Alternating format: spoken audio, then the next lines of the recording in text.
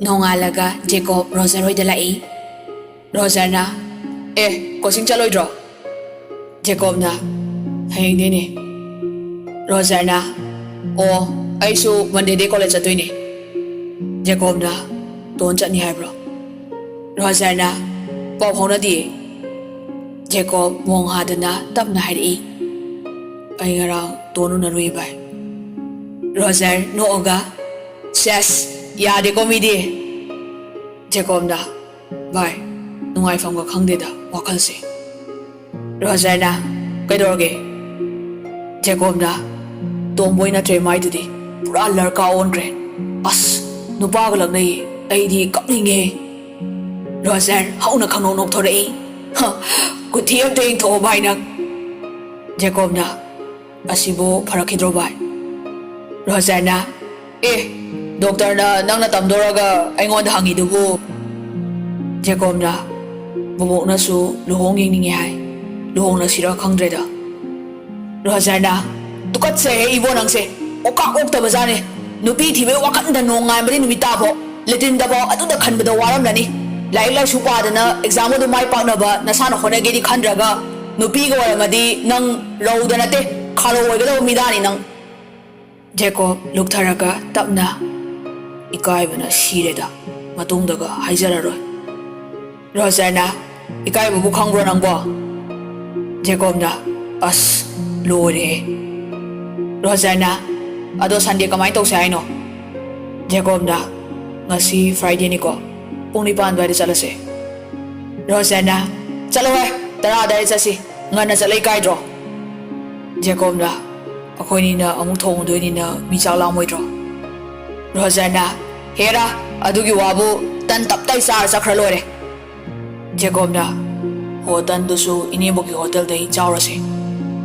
Roger na asidane aina hongdong haik tu se. Jacob na thawro kisi kya lai kisi ke dadine soi adai makoi da thawak suba nupa hom du su yawradi kisi manga lai krasiro. Roger na hemandro tara lai se. Jacob na adudi amandro. Roger na gadha sidi kisi hom lai lore adu pau yamale makoi di ahal ni na kut yot ke haik to male. Jacob na Thokchom ko ino nupa ne. Roger na akhoi ni na kariya. Jacob na akhoi ni di hero ne adusu gyan taba nisa sada ba hero. Roger na yare homo nang thakra su id talag yeng laga kut yot ni. Jacob na noi ban thau dai do ke. Roger na adui di nang toire da na yare nem chalo lai paro. Jacob na asa midnight sidi dan biga toy sata sa horage talking to do ram ni. Roger na adumai khraga gyan ta na seba koi se na chan pi oram dadi wari do phai ge yung ge ra dan ge bu mabung ni na kaya kai do ra roi ba. Jacob na ha yo nok bu nok sani engon dadi ok to ba ri wari pot pura ba itu ga nok de yumban be wari ga sa sa de hameng na sakhi. Roger na fare lengbiro sawani kuire phone to dise. Jacob na paibo phone na sa poro ai sale. Roger Sophia ga phone da wari sa hori. Jacob su chat khre.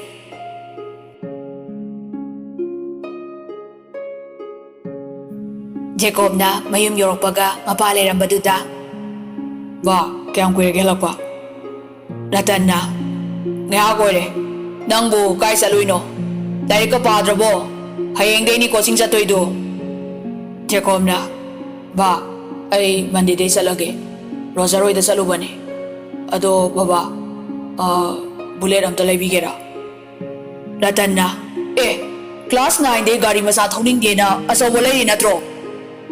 Jacob na car do thoni yaktre aduini. Ratan na hojikti cycle thoba amu yam kana sanarabani cycle oina leibirage. Jacob na as pele aina haiba amti yaroi dobne. Jacob sauraga maika da kakakre mama su thorai. Rita na kedorage thoibana saurisina. Ratan na mana haibada indana da laisibu inde ye hosipu amu bule leyo ye.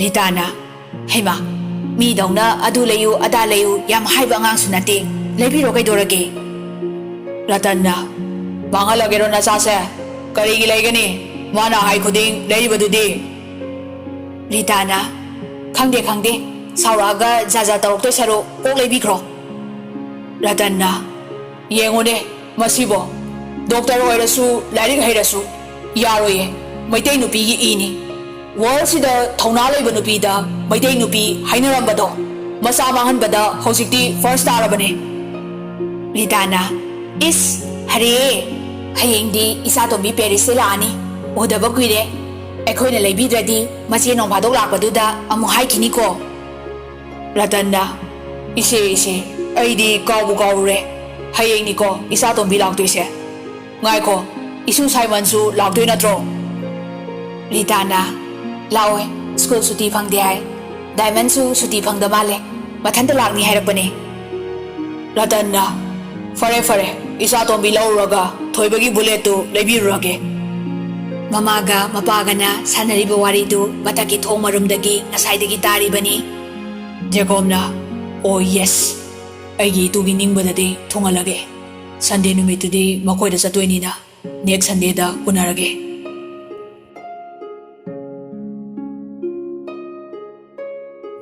ꯅꯨꯃꯤꯠꯇꯨ ꯍꯧꯈ꯭ꯔꯦ ꯔꯇꯟ ꯃꯆꯥꯅꯨꯄꯤ ꯑꯇꯣꯝꯕꯤ L C ꯐ꯭ꯔꯥꯟꯁꯇ ꯑꯣꯟꯈꯤꯕꯗꯨ ꯂꯧꯕ ꯑꯦꯌꯔꯄꯣꯔꯠꯇ Scott ꯃꯌꯥꯝꯒ ꯂꯥꯛꯏ ꯉꯥꯏꯍꯥꯛꯀꯤ ꯃꯇꯨꯡ ꯃꯁꯛ ꯐꯖꯔꯕ ꯋꯥꯡ ꯆꯥꯎꯔꯕ ꯑꯦꯜꯁꯤ ꯊꯣꯔꯛꯏ ꯑꯦꯜꯁꯤꯅ ꯕꯥ ꯅꯨꯡꯉꯥꯏꯔꯤꯕꯣ ꯔꯇꯟꯅ ꯏꯆꯥꯇꯣꯝꯕꯤ ꯌꯧꯔꯛꯑꯦꯗꯅ ꯅꯨꯡꯉꯥꯏꯔꯤ ꯑꯦꯜꯁꯤꯅ ꯑꯩꯈꯣꯏ ꯊꯣꯏꯕꯗꯤ ꯂꯥꯛꯇ꯭ꯔꯣ ꯔꯇꯟꯅ ꯂꯥꯛꯇꯦ ꯕꯨꯂꯦꯠ ꯂꯩꯗꯕꯒꯤ ꯁꯥꯎꯔꯤꯕꯅꯤ ꯕꯕꯥ ꯑꯃꯨꯛ ꯏꯆꯥꯇꯣꯝꯕꯤ ꯌꯨꯝꯗ ꯊꯅꯝꯃꯒ ꯂꯩꯔꯨꯈꯤꯗꯣꯏꯅꯤ ꯑꯦꯜꯁꯤꯅ ꯀꯌꯥꯃꯨꯛ ꯄꯤꯕ ꯂꯩꯗꯣꯏꯅꯣ ꯑꯩꯁꯨ ꯈꯔ ꯍꯥꯞꯄꯤꯒꯦ ꯔꯇꯟꯅ ꯌꯥꯔꯦ ꯍꯥꯞꯄꯅꯨ ꯕꯕꯥ ꯑꯗꯨꯝ ꯂꯩꯔꯒꯦ ꯂꯥꯛꯑꯣ ꯆꯠꯂꯁꯤ ꯉꯥꯏꯍꯥꯛꯀꯤ ꯃꯇꯨꯡꯗ ꯃꯄꯥꯝꯆꯥꯗꯨ ꯃꯌꯨꯝ ꯌꯧꯔꯛꯂꯦ ꯔꯤꯇꯥꯅ ꯃꯌꯣꯛꯅꯕ ꯊꯧꯔꯥꯡ ꯇꯧꯔꯝꯃꯤ ꯔꯤꯇꯥꯅ ꯏꯆꯥ ꯂꯥꯛꯑꯦꯗꯅ ꯑꯦꯜꯁꯤꯅ ꯑꯧ ꯃꯃꯥ ꯕꯣꯛ ꯅꯨꯡꯁꯤꯕꯤ ꯍꯥꯏꯔꯒ ꯃꯕꯣꯛꯇ ꯀꯣꯜꯂꯤ ꯃꯕꯣꯛ ꯔꯥꯁꯤꯅ ꯏꯁꯨ ꯇꯣꯝꯕꯤ ꯑꯦꯜꯁꯤꯅ ꯍꯥꯎ ꯔꯇꯟꯅ ꯆꯪꯉꯣ ꯑꯩ ꯅꯧꯄꯥꯒꯤ ꯕꯨꯂꯦꯠ ꯍꯥꯏꯗꯣ ꯑꯝꯇ ꯌꯦꯡꯉꯨꯈꯤꯒꯦ ꯑꯦꯜꯁꯤꯅ ꯍꯣꯏ ꯕꯕꯥ ꯑꯦꯜꯁꯤꯅ ꯏꯃꯨꯡꯗ ꯆꯪꯂꯛꯄꯒ ꯃꯧꯄꯥꯕꯨ ꯊꯤꯔꯛꯏ ꯔꯤꯇꯥꯅ ꯃꯥꯏ ꯀꯥꯗ ꯂꯩꯔꯝꯅꯤ ꯀꯥꯈꯠꯂꯣ ꯑꯦꯜꯁꯤꯅ ꯖꯦꯀꯣꯕꯀꯤ ꯀꯥꯗ ꯍꯦꯛ ꯆꯪꯈꯤꯕꯒ ꯖꯦꯀꯣꯕꯅ ꯍꯣꯏꯕ ꯂꯥꯛꯇꯣꯏꯅꯤ ꯑꯗꯣ ꯍꯨꯏꯗꯣ ꯀꯦꯖꯤ 3 ꯂꯩꯔꯛꯑꯒꯦꯀꯣ ꯑꯦꯜꯁꯤꯅ ꯊꯣꯏꯕ ꯖꯦꯀꯣꯕ ꯉꯛꯅ ꯌꯦꯡꯉꯛꯏ ꯇꯣꯟꯅ ꯇꯥꯔꯗꯨꯅ ꯀꯅꯥꯅꯣ ꯅꯪ ꯀꯥꯗ ꯅꯨꯄꯤ ꯑꯃ ꯆꯪꯉꯛꯏꯗꯣ ꯀꯅꯥꯅꯣ ꯖꯦꯀꯣꯕꯅ ꯑꯁ ꯅꯪ ꯁꯤꯗꯤ ꯑꯩꯈꯣꯏ ꯆꯦ ꯆꯥꯅꯤ ꯄꯦꯔꯤꯁꯇꯩ ꯉꯁꯤ ꯂꯥꯛꯄꯅꯤ ꯇꯣꯟꯅ ꯑꯣ ꯊꯝꯃꯒꯦ ꯍꯥꯏꯔꯣ ꯖꯦꯀꯣꯕꯅ ꯀꯣꯟꯅ ꯇꯧꯔꯛꯀꯦ ꯑꯅꯤꯗꯨ ꯐꯣꯟ ꯊꯝꯅꯈ꯭ꯔꯦ ꯑꯦꯜꯁꯤꯅ ꯏꯆꯟꯅꯨꯄꯤꯗꯨꯔꯣ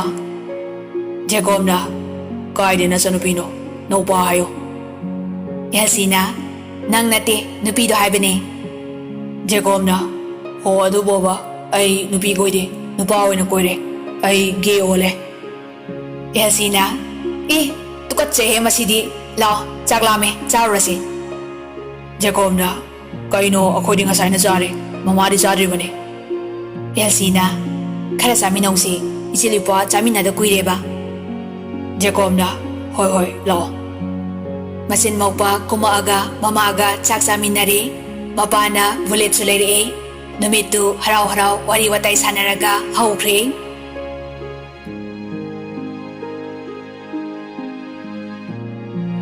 ꯅꯣꯡꯉꯥꯜꯂꯒ ꯖꯦꯀꯣꯕ ꯕꯨꯂꯦꯠꯇꯨ ꯊꯧꯔꯒ ꯔꯣꯖꯔ ꯍꯧꯕ ꯂꯥꯛꯏ ꯔꯣꯖꯔ ꯉꯥꯏꯔꯒ ꯂꯩꯔꯝꯃꯤ ꯔꯣꯖꯔꯅ ꯅꯪꯒꯤꯔꯣ ꯖꯦꯀꯣꯕꯅ ꯅꯠꯇꯦ ꯀꯥꯏꯀꯨꯒꯤꯅꯤ ꯔꯣꯖꯔꯅ ꯑꯁ ꯖꯦꯀꯣꯕꯅ ꯂꯥꯎ ꯀꯩꯁꯥꯝꯊꯣꯡꯗ ꯍꯥꯟꯅ ꯐꯪꯕ꯭ꯔꯥ ꯌꯦꯡꯉꯨꯔꯁꯤ ꯔꯣꯖꯔꯅ ꯍꯣꯏ ꯑꯅꯤꯗꯨ ꯀꯩꯁꯥꯝꯊꯣꯡꯗꯒꯤ ꯍꯨꯏꯁꯥ ꯂꯩꯔꯒ ꯇꯣꯟ ꯍꯣꯏꯗ ꯂꯥꯛꯏ ꯇꯣꯟꯁꯨ ꯉꯥꯏꯔꯒ ꯂꯩꯔꯝꯃꯤ ꯇꯣꯟꯅ ꯀꯨꯝꯊꯔꯛꯑꯣ ꯃꯔꯣꯏ ꯀꯩꯀꯥ ꯗꯥꯗꯤꯅꯦꯁꯅ ꯁꯦꯝ ꯂꯣꯏꯈ꯭ꯔꯕꯅꯤ ꯑꯩ ꯕꯨꯂꯦꯠꯇꯨ ꯉꯥꯏꯍꯥꯛꯇ ꯊꯧꯔꯨꯒꯦ ꯖꯦꯀꯣꯕꯅ ꯇꯣꯟ ꯍꯩꯔꯨꯏꯌꯦ ꯇꯣꯟꯅ ꯆꯠꯂꯣ ꯇꯥꯇꯥ ꯐꯥꯎ ꯊꯧ ꯍꯩꯖꯕꯗꯣ Jacobna, Os.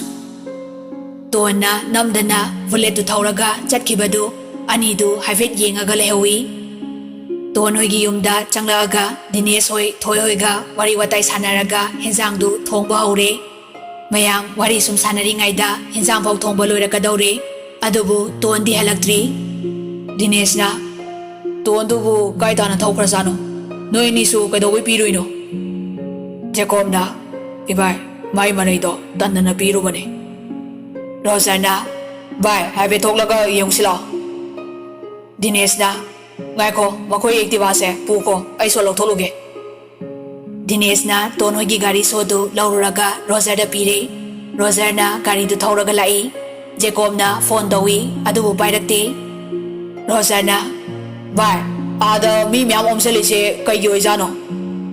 Jacob Bakana, Kong dear by Kayino, Asida Tozalo. Mi diliba, my Kayduda, Toropadudadi, Mayamduna, Laubagi, Langbagi Makolna, Nille, Anidu, Hosikti, Pasanatari, Lady Bamayamdu, Nupangaktani, Toni Conjelsu, Tari, Anidu, Yanaraga, Makona, Prob Sangai. Tabiu, Taraga Pawani, Tari Pawoi, Yamra Tare, Yamra Pawni, Kitang Tare, Kitang Pawni, Chikatarage, Mayalambi, Kato, Mapogi di Tiria. Roserga, Jacoga, Ngakna. Don di Aniduna Goboga, Tade, Lagao Lawada, Tawaikat Nayauri. Roserna, Konkalakna, Bai. Handakti, Don, Taraduni Bai, Nula Poyampare, listening in the Piro. Roserna, Pesado Loktolaga, P, Maram di Hangdre, Don, Pesado Lauraga, Nupama Dong Pire, Nupaduna, Sendoi Cardi Hapudana. Dona, Noi Bazi de Sendoro, a common Dunkapiro.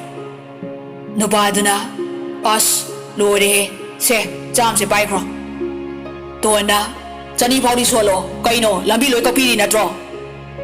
Nupaduna, Masinu Pisiti, Pele, Sese, Laurose. Nupaduna, Chamasa Piamamo, Piraga, Don, Tore, Anidudi, Carino, Kaino, Pamatatade. Jacobna, Akoina Somda, Naraga, Nangasida, Lagao Kaula Minine.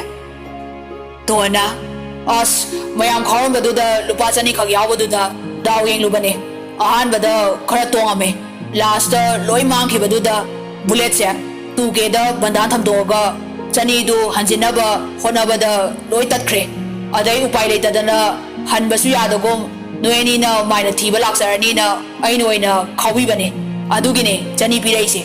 ID Hanjile, Rosardi Mangzare. Rosana, Imai. Jacobna, Wish, I bullet Kase, Banan Tamladana, I su Banan Tamlem Nico. Dona, Yare, Henzalo Horoba, Chalasila. Jacobna, Oiser, Loyal Hore. Dona, Masai Kaidi, Lagaugi Maina, Aram Kramba, Piapaude, Hausikta, Yankana Lankale. Dona, bullet to Tauraga, Aniduna, Activado Tauraga, Punalak Minare, Mayum Europada, Memsana, Taurisi and Masibo, Nati, Kadaida Amo, Chaduinoba. Dona, Lagao Kauruba, Memsana, Imagi Bema, Nangse, Ontono Matonsati the Co. Dona, Corino, Lagao Kausibu, Matongsa the Bacobro. Memsana, Pela Bani Daidi. Ibungo, Chaka, Nachana Putorokana, Lairabani, Isagai, Chalamamani, Saturo. Roserga, Jacobana, Hoima. Asumna, Mayamdu, Chai Singjaba, Loinari. Dona, Ping Basambadi, Nupanoigina Tawaro, Ayogaleko. Nupasingdu, Yangnaraga, Loinanui. Dineska, Akaskana, Mayamdu, Sitnana Luisile. Ngahak Wariwatai Sanaraga, Roserga, Jacobasu, Mayum Dan Kre.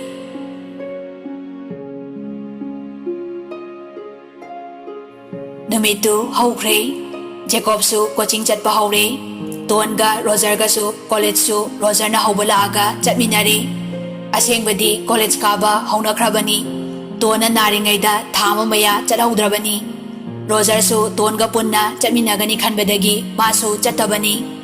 College head Sanglakpaga, Lampakta, Machi Machida, Mimiam Lerami, Makoyanigi, Rum Tiraga Lakpada, Nakandagi, Nupamana, Ton Anidu fat leithoi Nupaduna Somsu yaubire Rojarna Ahoy Somde sida kaidoriba Nupaduna Aisu college sida tamjabado 5th semester ni first year ro Rojarna Aw college ka bit khangtek te he ama honghobana faradra khangde Nupaduna Fani di hongkro kaino ama hero du di tamdro ado hero sibu onadro Rojarna Hoi di bodyguard ne akoi boss ji MBBS thanaba coaching chali Nupaduna Oh bodyguard ore aisu maleba Don nungaibo sakse sum phajathore ko Dona